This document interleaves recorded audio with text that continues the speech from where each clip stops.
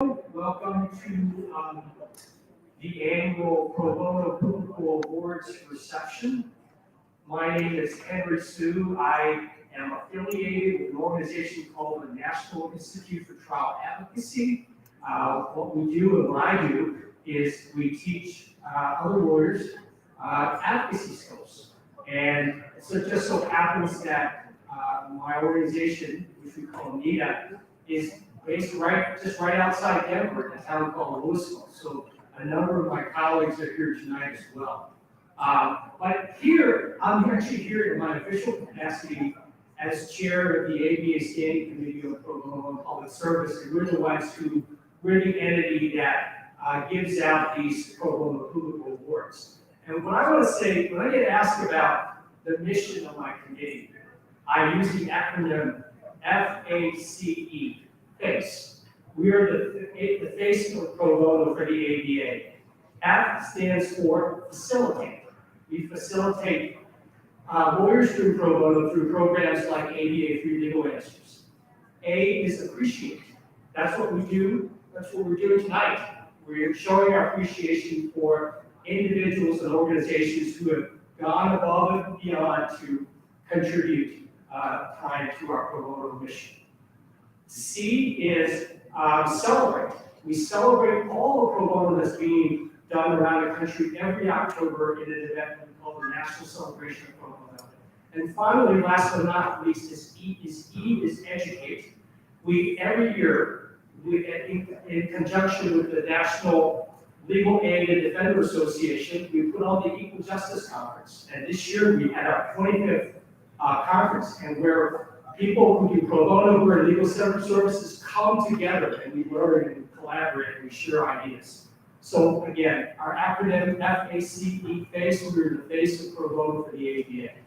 Now, at this point, I think what we'll do is roll the videos for our awards recipients. Now, three of our recipients are here. So every year we give out 5 awards to a combination of individuals and organizations. This year, we have the privilege of recognizing 4 individuals and 1 organization. The individuals, and for those of you who are here, if you please stand, I have Ned Hillsworth is one of our recipients. David West is one of our recipients. And the law firm of Davis Wright Tremaine is someone. And then there are 2 other individuals who unfortunately couldn't be here for family reasons, Charlotte Phelps from Virginia and Karen King from New York. And so they're not here, but please give them a round of applause. So with that, we will roll the videos, which we have gotten to this practice of doing these videos where we interview your recipients, interview your colleagues, interview your clients, to really personalize the stories of their pro bono experience. So let's do that. And otherwise, welcome, enjoy the reception, mingle, and I'll be back up here when our ABA president arrives. Thank you. The value of pro bono is that you can take on cases that you do not normally encounter, and what pro bono work has done is really broadened my horizons, and I pretty much am open to learning about any area of the law when a pro bono opportunity presents itself. Karen, as an Asian American, works in the community to give voice to the voiceless, and in the first part of 2020, she was instrumental in helping Avi come up with a response to the anti-aging violence. One of the things that she did was to help us put together a report on the anti-aging violence in 2020. That report was called Rising Tide of Hate, and that led to the formation of the Anti-Aging Violence Task Force. Through the task force, we formalized the HART program, the Hate Eradication Act Response Team, and she also led the way in writing a second report called Endless Tide. Unfortunately, the numbers kept rising and the situation was not improving even as the pandemic was declining. And so that second report was also extremely important to the cause and to understanding the problem. Karen's pro bono work has been extraordinarily valuable to this firm. she's just been remarkable in her ability to find the kinds of cases that make our lawyers really want to come to work every day and want to do some good. Karen's pro bono work really sets a great example for younger associates. It both encourages them to do the pro bono work themselves, but it also shows them that you can work at a large firm and have a balance between paying clients and pro bono work. I think pro bono work is super important and super valuable for young lawyers who are starting out in their careers. So what I encourage all of my associates to do is really find a case that speaks to you, that provides an experience that you wouldn't necessarily get to see through your day-to-day work. I think Karen sets a great example that way to junior associates.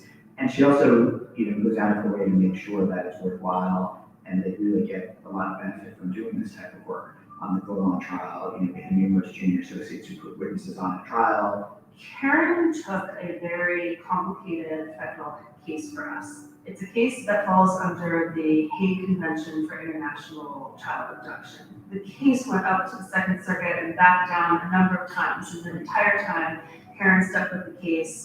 And then, of course, ultimately, Karen brilliantly and strategically argued the case at the US Supreme Court. And I don't think we could have asked for a better person up there arguing on behalf of domestic violence victims. And she spent countless hours working with the client, commiserating with the client when things didn't go well. I mean, she lived and breathed the case for years.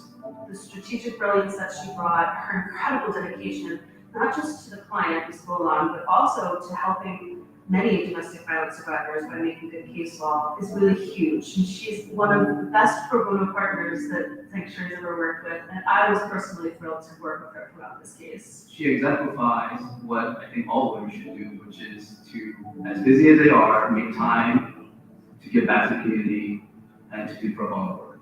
I think the reason Karen does so much pro bono work is, this sounds a little bit cliche, but she has a really good heart and she really wants to help people. It's an extraordinary part of her, and just very proud that she has that spirit.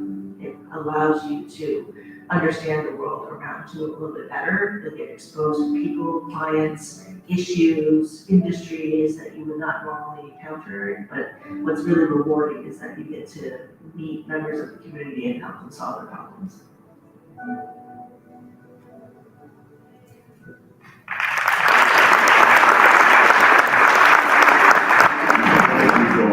Emergency attorney with Blue Ridge Legal Services. When Charlie approached us, he said he'd been a family lawyer, among other things, for 50 years in private practice, and now that he was retired, he wanted to volunteer with us. And we had no idea the gift that Charlie was giving us. I was 80 years old when I retired. I did not want